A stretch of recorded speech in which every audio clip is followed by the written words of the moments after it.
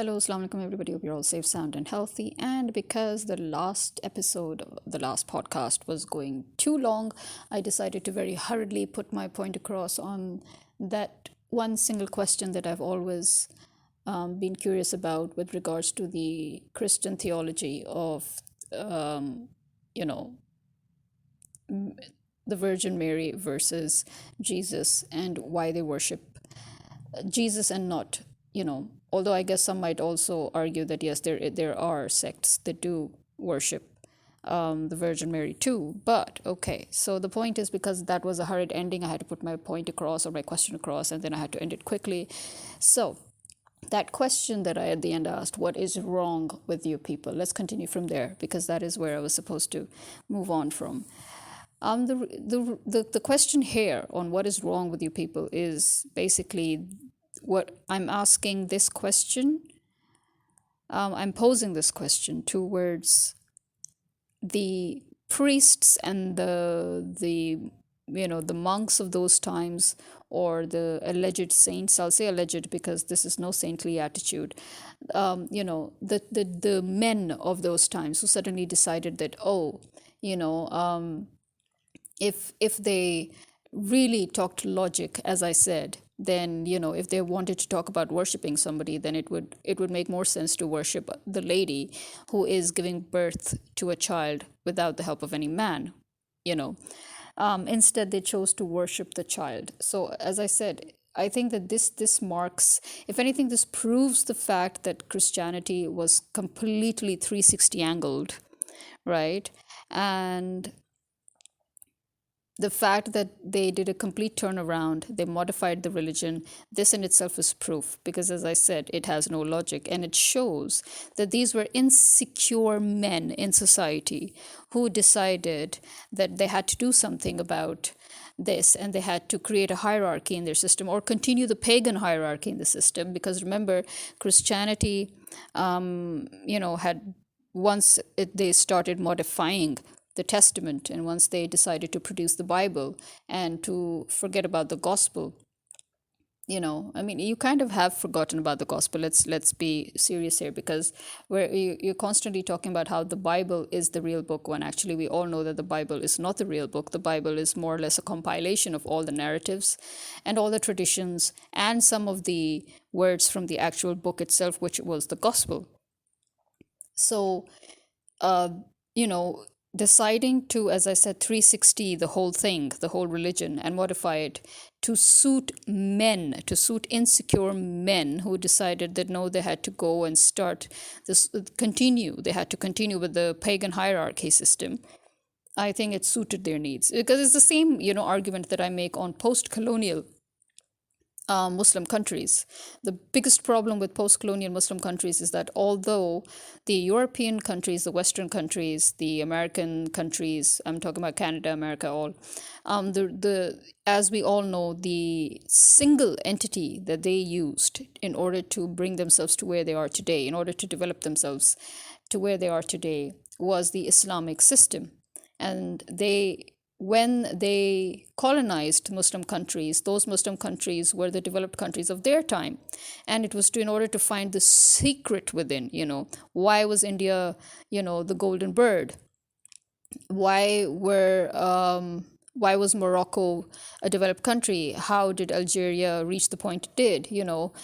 So all the fact that the countries under the Muslim Empire were, strong, and they were developed, and they were the developed countries of their time, whereas Europe and the European countries were basically not even third world; they were even below third world country status. So they wanted to find the secret, right? The secret behind the success of these countries. Well, obviously the major secret was that the Muslim rulers, they did not steal, loot, and plunder from those countries that they ruled upon. They actually spent the resources of those countries on those countries. They worked on developing those countries that they ruled. And because of that, that is the biggest secret. The second secret, obviously, is, the Islamic welfare system, the Islamic social, legal, and welfare system. So the as we know, the Western countries, they stole from all the Muslim and non-Muslim countries that they're colonized. Okay, I mean, we cannot forget the other non-Muslim countries that were, doing much better until they were colonized, and now they're all broken up, right? So yeah, but I'm right now concentrating on what they stole from the Muslim countries because that is essential to the point I'm trying to make. They've borrowed the Islamic system, they're following the Umayyad system, they're following the Muhammadan system, and then they've created this massive success for themselves. They've developed themselves and everything, but it's essentially borrowed, right? The system is borrowed, so now they're kind of floundering at this point. The reason also why I need to reiterate these major points is because, as we know, Prince Charles, who's now king, sorry, the King of England suddenly decided to, um, you know, I mean, he just celebrated Ramzan. Basically, he just honored his Muslim guests. Okay, so this somehow pinched certain people in England whose reaction was, oh, England is a Christian country. Okay, my question again, once again. Are you sure that you're a Christian country? We've been a Christian country. We will remain a Christian country. No, you're not. You declared yourself to be a secular country the day you separated church from state. You were no longer a Christian country. You're a secular country. And so when it suits you, you very proudly declare yourself secular. When it suits you, you proudly declare yourself Zionist. And when it suits you, you proudly declare yourself Christian. Please make up your mind. If you're Christian, you cannot be Zionist. If you're Zionist, you cannot be Christian. And if you're neither, you're secular. And if you are not secular, if you're Christian, then you cannot separate church from state. The biggest movement you ever had, the biggest movements you ever made in Europe was separating church from state. And then, and again, let me remind you, the concept of secular law again comes from the Islamic legal system, because the Islamic legal system literally ensures, in fact, the foundation of the Islamic legal system is that you must have two parallel legal systems at play at the same time simultaneously. You have to have the Sharia, which is just for the Muslims, and then you have to have the secular law, which is for the non-Muslims of the Muslim state. That is the law. That is part of the Sharia law, by the way, that within the Sharia law, you have to have two parallel legal systems. That is why every Muslim country that you see has two parallel legal systems running. You have the Sharia system, you have the secular system. You have borrowed that even from us, but as I said, because it was borrowed, I think you didn't really understand the concept behind it. You decided to go purely secular, and now you're suddenly panicking, having kittens, and saying, oh, you know what, you're not Christian. I'm sorry, but you're not a Christian state. If you are a Christian state, you need to declare the church and the state as one. That is what defines a Christian state. When we call ourselves Muslim countries, we basically are saying that the Sharia is essentially a part of our constitution. It's a part of our law. And it's a part of our, we cannot separate religion from state. And because our religion already has this huge component of secularism within it for the non-Muslims of the state, we have no problems anyway. The problem was with the Christian states because they did not have anything for the non-Christian entities. And also because the church became so powerful that it decided to monopolize religion. And again, you see that same point. That's the point that I'm making here. The fact that you changed religion to suit your purposes, the fact that you had a bunch of men deciding what Christianity should be, and that the fact that they wanted to incorporate so many pagan aspects, so many pagan rites and rituals and religious beliefs, and incorporating all of these into Christianity, thinking that, this will encourage the pagans to convert to Christianity. Okay, maybe you did manage that, but essentially what you did do was contaminate the message, the real message of Christianity, which was essentially the real message of God, which is the one real message of monotheism. and monotheism is the real message of Islam. So, you deciding that, oh, let's just decide to say that Jesus was the Son of God, and so Jesus is God. And so, see, again, it doesn't make sense. Because, again, by the logic with which you went, you should have declared Mary your goddess. But no, suddenly it was inconceivable for you to declare her a god, but it somehow it was acceptable and logical to declare her son, who she produced, who she gave birth to, as God. Seriously. And then you put the women in a lower hierarchy in your society, where you became guardians of women and you would inherit their wealth, but they, instead of them inheriting their own wealth, and then they were not even allowed to keep bank accounts, and that they were not. And and as I said, because even in the post-colonial Muslim countries, you see remnants of these colonial, these these pseudo-Christian pagan rights and laws and rituals and traditions, and trickling down into our society, which has contaminated our society today, where we are essentially, again, because you have created a system of chauvinism, you've created a system of gender bias, of gender inequality, which contradicts Islam, right? But again, because our own ancient pagan culture had the same hierarchy, and and then you, with your pseudo Christian pagan beliefs, brought in your own hierarchy, which sort of matched the actual pagan hierarchy, obviously. In that food chain that you created, which again completely contradicts Islam, you've contaminated the society today. So much so that actually even the Muslim men are actually more afraid of the Sharia than the Muslim women. Yeah, that's where I think the real, actual, original Sharia law is so predominantly feminist.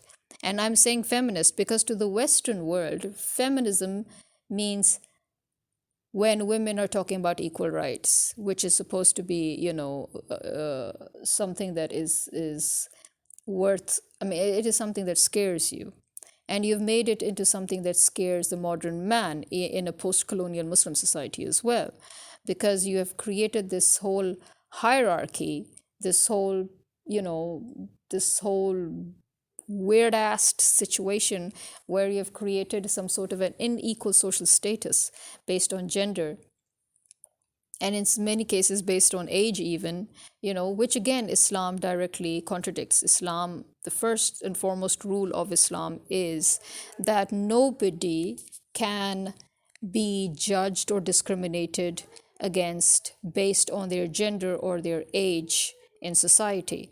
So what are we left with at the end of the day? We are left with a completely confused post-colonial society that has been forced upon by the Western society, and in return, the Western society has taken our system of equality, of um, anti-racism, of anti-discrimination, and but obviously, because as I said, it's a borrowed system, so it's not working so well, because there are still, people resisting, because again, it essentially does not belong to the Western society. It has been borrowed so that they could reach the point where the Muslim countries were at that point when they conquered them. So back to basics again. What is wrong with you people? What is wrong with you insecure men who are constantly trying to dominate the gender that actually gives birth to you? Why are you so scared? In Islam, you're both equal. In Islam, men, women, you're both equal. So why are you finding it easier to work on the pagan hierarchy, considering that that is to your advantage? Why? Let me just explain that. So yeah, what is wrong with you people? A bunch of stupid, insecure men who decided, and the same thing is going on even today. Even today, the elite, that 1% that has this god complex, they're the same people. They're these bunch of nasty, insecure men who believe that they are God and they are the all powerful and they're at the top of the food chain, and they're so insecure. That just shows how insecure you are, you know. So it's, this demented retardation, this mental retardation that you find, that seems to exist mainly in the male gender of this, the male species. It's amazing. It's amazing. No wonder in Islam, actually, there are so many more rules and responsibilities and so many more restrictions laid out for men as opposed to women. And no wonder, in the post colonial modern world, people are so hell bent on trying to, always quote sayings, religious sayings, and, ayats and hadiths and traditions, towards women, because actually there aren't many restrictions laid down for women as much as there are laid down for men. But the fact that you're always constantly highlighting the restrictions for women, it's funny. For example, modesty, it's for men too. you know Modesty in clothing is for men. In fact, men have more restrictions on clothing than women do in Islam. Yeah, I bet you never knew that, right? Because nobody wants to highlight that. Men cannot wear shorts, men cannot wear red, men cannot wear gold, men cannot wear earrings, by the way. Similarly, men have a particular length of hair that they can, there's only so much that they can grow. They cannot grow their hair as long as they wish to. There is a limit to how much hair they can grow. But women, they can cut their hair short, they can keep their hair long, they can style their hair anyhow they like. No restrictions. You see where I'm going with that? I mean, these are your everyday basics. Just from your everyday basics, you can realize how God has actually put so many more limitations, restrictions, and conditions and responsibilities on men as opposed to women. And the fact that I know that you know that, because if you didn't, you wouldn't be so hell bent on trying to constantly highlight the few restrictions that have been put on women. And the fact that those restrictions that you are highlighting that have been put on women are actually equally put on men too. The fact that you're not mentioning that is very questionable too, you know. So, and it also is proof of the fact that I'm saying that a bunch of stupid, low IQ'd, and low EQ'd, insecure, God complexed, narcissistic men decided to ruin religions. And I'm saying religions because these are all monotheistic religions and they're all basically one religion. But the fact that they kept modifying the religion, the fact that God had to keep sending messengers and prophets to put it back into order, that again is proof of point. It proves that man is constantly trying to tamper with what is natural and what is normal, and he's trying to put his own ideas and he's trying to manifest those onto the world. And that is essentially what tells you that these men have always been throughout times insecure and they have a God complex. So they're self-contradictory within themselves, and that again just proves how demented they are, seriously. So Islam was actually declared a feminist religion by the Christians, by the way. One of the reasons they had a problem with Islam is that they called it a feminist religion. And why was it, as I said, to the West, when you say feminism, they seem to take it in a, where actually what is feminism? What is the real definition of feminism? Feminism was a revolution that was brought about by the Western women when they realized that the countries under the Muslim empire, that the Muslim countries, the Muslim women, they were equals. There was no gender discrimination, there was no bias, there was no social discrimination. Men and women were treated as equals. And when they realized that the Muslim societies enjoyed that, they had a problem, and they were like, why if this is a God-given divine right according to the Muslims, then why don't we have it? And they had to fight for that God-given right that we already have. They had to fight for it. And you know what their fight was? Their fight was that they should be able to inherit their own property. that they should be able to create and attend to and maintain their own accounts, their own finances, that they should be able to have jobs, that they should be able to be independent. Again, all these things that are actually obligatory in Islam. In Islam, it is an obligation that your women must be independent, they must be financially sufficient, they must be able to take care of themselves, that they should not be shackled, they cannot be, remember, again, let me remind you, the the first wife of Hazrat Sallallahu Alaihi Wasallam, of the Prophet, peace be upon him, Hazrat Khatija, she was a businesswoman and she was the richest woman of her time, you know. And Hazrat Sauda, the other wife of the Prophet, peace be upon him, she also was a working lady. She worked, she had a job, and there were many women in the Prophet's time who worked, you know. So financial independence and social independence, and to be able to take care of, and an inheritance in Islam, there is inheritance, women inherited their own properties. And the fact that the husband is not even allowed to take from whatever the woman earns. Look at that, in Islam, a man is not even allowed, he has no rights on the money that his wife earns, but she has all rights on his money that he earns. Just look at this. If this doesn't tell you anything, I don't know what does. And this again is why I'm saying that, men are essentially frightened. And so to them, Islam was again, as I said, if you look at it properly, Christianity should have been a feminist religion too, just considering the main fact that Hazrat Maryam gave birth to a child. That miraculous feat in itself was, if anything, one would think that that would make Christianity predominantly feminist, and yet they did a 360-degree turn, and Christianity became this pseudo-paganized, male-dominated, hierarchical sort of a religion that completely contradicts the whole beginnings of Christianity, right? And so when Islam comes again, the whole concept of feminism, and I'm putting quotation marks here, is, brought about, but it's bringing about fear again. So once again, to the Western world, or to the Christian world, it was, this was basically God once again smacking them back to their senses, that this that you have done to Christianity, my original message is Islam. And in Islam, the message is you are all equal. And that was essentially, again, the whole fight of the Western feminist revolution, is that they were equal. Women have brains too. Something that in Islam, women didn't have to fight for. But unfortunately, in the post-colonial Muslim world, because of the predominant pseudo-Christian pagan colonialism, we lost that, or we were made to lose that.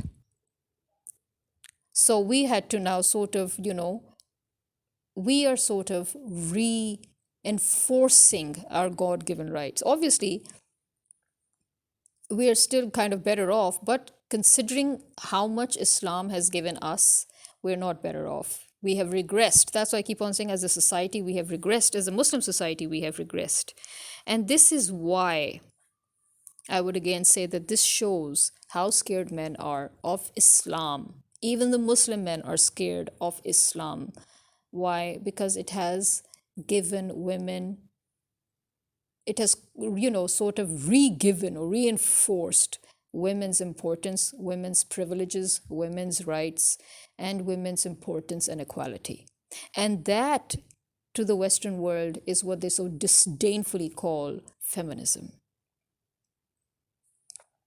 They made feminism a dirty word.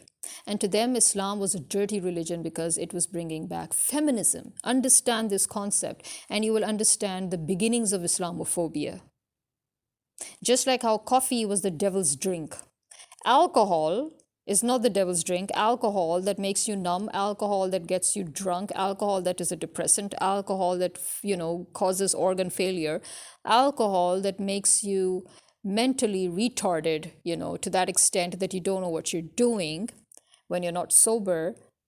That is not the devil's drink, no. But coffee that keeps you sober while giving you that energy, that caffeine, that kick that you need in order to, get your job done, in order to feel energetic, in order to, to drive away sleep, in other words, that was referred to as the devil's drink by who? By the Christian priests, by the way, who now consume coffee as if they own the thing.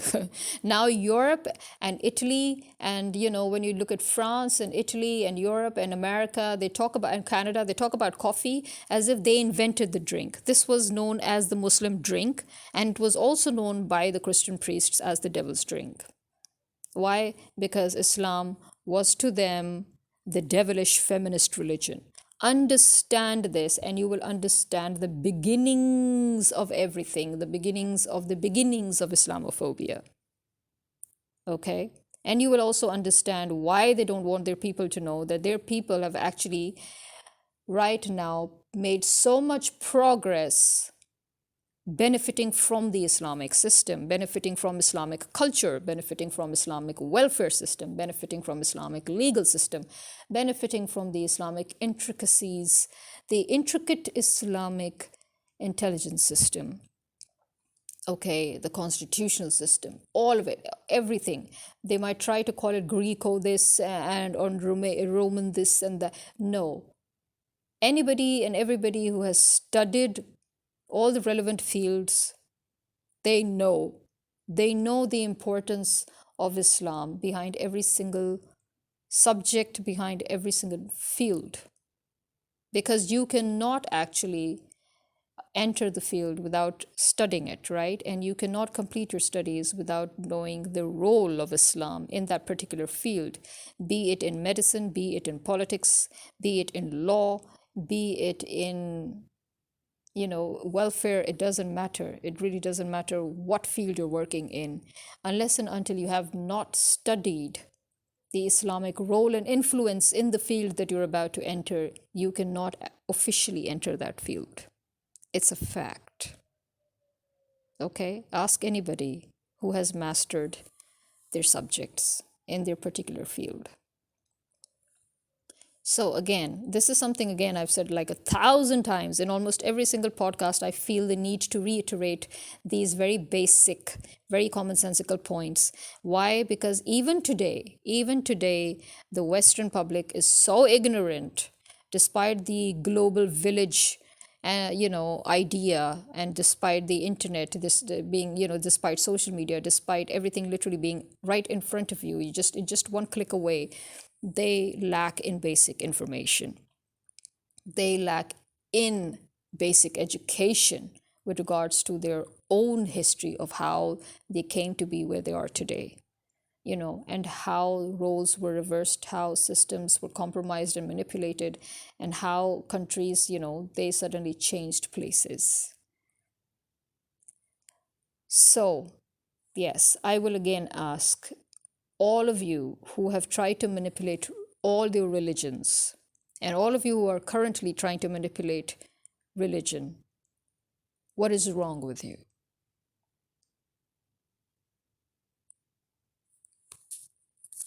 And this is me signing out. Khuda Hafiz.